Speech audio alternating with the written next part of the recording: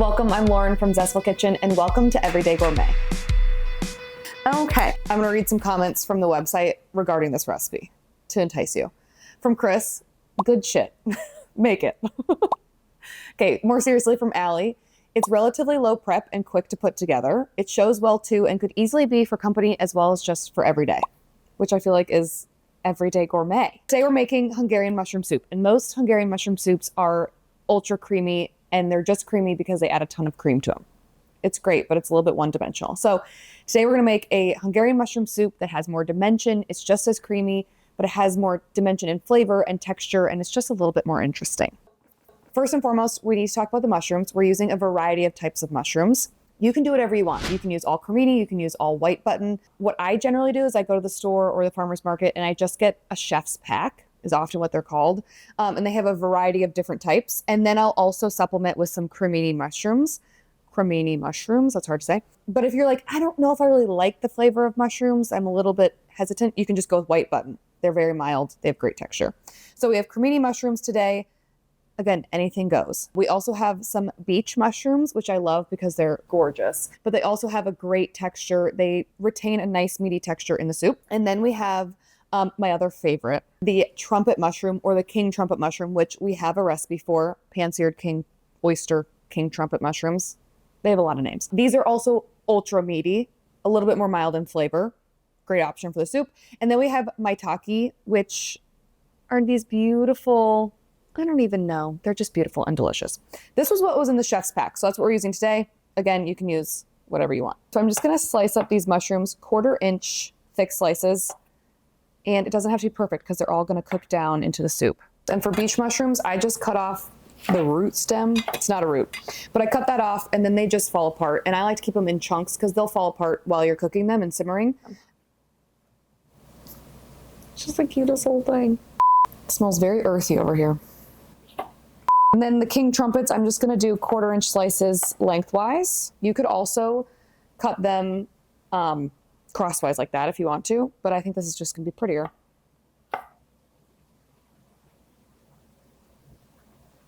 Similar to the beach mushrooms, the maitakes, I'm just gonna trim off any root or stem, I don't know what they're called, and then break it apart because it'll break apart while cooking. Put them all back in this bowl. The next thing we're gonna do is dice up a yellow onion. We need 2 cups. Generally, that's a large yellow onion. This is more of a medium, so we'll see how much we get.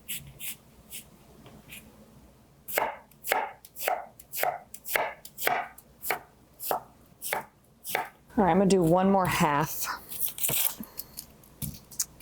Just a wee bit. The soup has 2 different types of herbs. You can just do one if you want. If you choose one, I would say make it dill. Hungarian cuisine has a lot of dill in it. This is not a traditional Hungarian dish because I am not Hungarian, but this is loosely based off of a Hungarian mushroom soup. So fresh dill goes in. We need 2 tablespoons. And then we're also gonna finish the soup with some fresh parsley.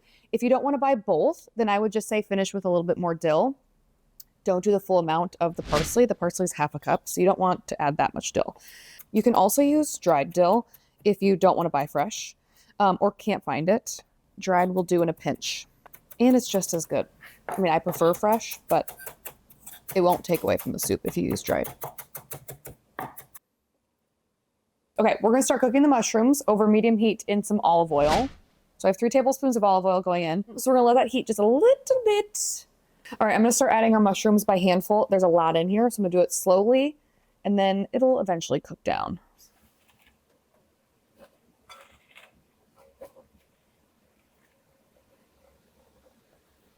Get in there.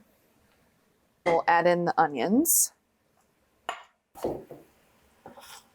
It's a lot of mushrooms. All right, so we're gonna let these cook down for about 15 minutes. They'll shrink in size by a ton. So stir them occasionally, but you can kind of walk away. Just keep an eye on them.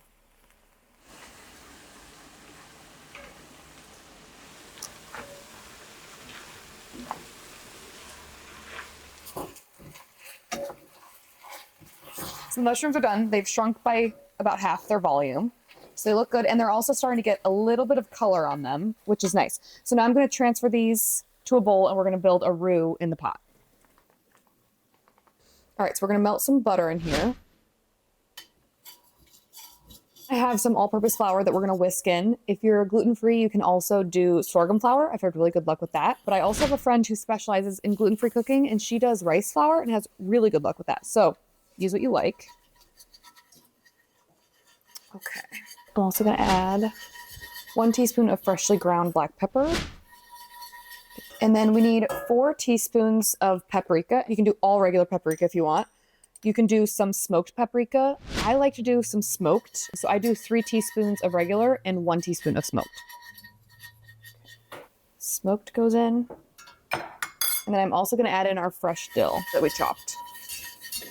Gorgeous. It's already smelling good. All right, now we're gonna slowly deglaze with some dry white wine. We're gonna do it very slowly so that we can incorporate all the liquid into the flour so there are no dry clumps of flour. So do it very gradually and whisk after each addition.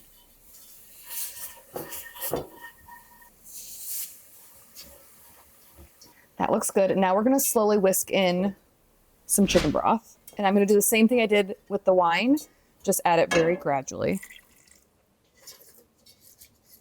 The roux is one of the keys to making this really creamy without having to add a quart of cream. Very important step. And then to balance out all the flavors, we're gonna add 2 tablespoons of soy sauce. Okay.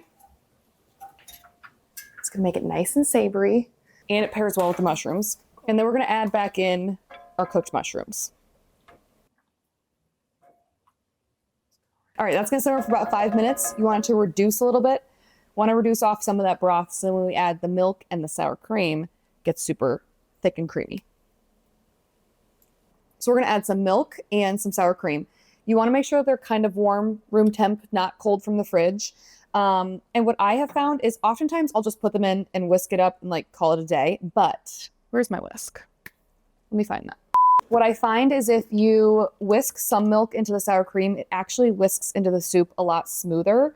So I'm just gonna add a little bit here. You don't have to do this. You can just add it to the soup, but it just loosens it up. And just stir that in. All right, then we'll add the rest of our milk, and I'm just using whole milk. I recommend that for creaminess.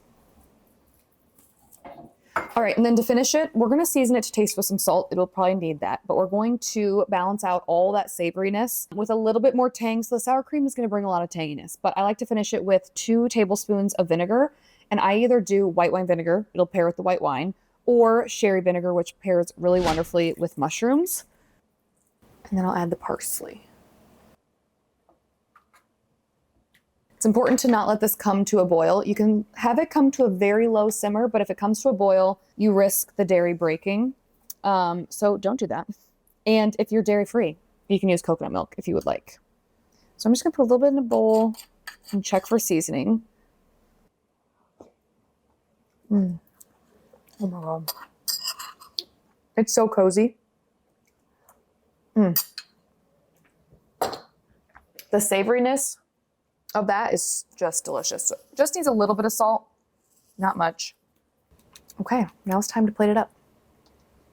I like to finish it with some extra sour cream, even more creaminess, and then some fresh dill.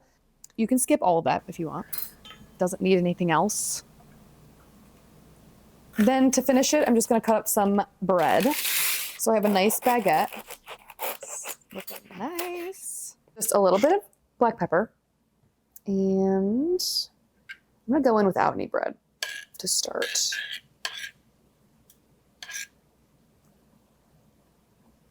Oh my gosh, it's so good. I could eat the whole batch. It's deeply savory, but has a really nice tang to it from that vinegar and that sour cream and all the different mushrooms. It's so good. If you like mushrooms, this is the soup to make. And I definitely recommend trying a variety of different mushrooms in this. It just makes it texturally really interesting and adds all these different dimensions of flavor. The dill is so good. I hope you enjoy this soup. All the information is in the caption down below. Let me know if you make this. Let me know how you enjoy it, what mushrooms you're using, and I hope you meet me back here next week for another Everyday Gourmet. What do you think?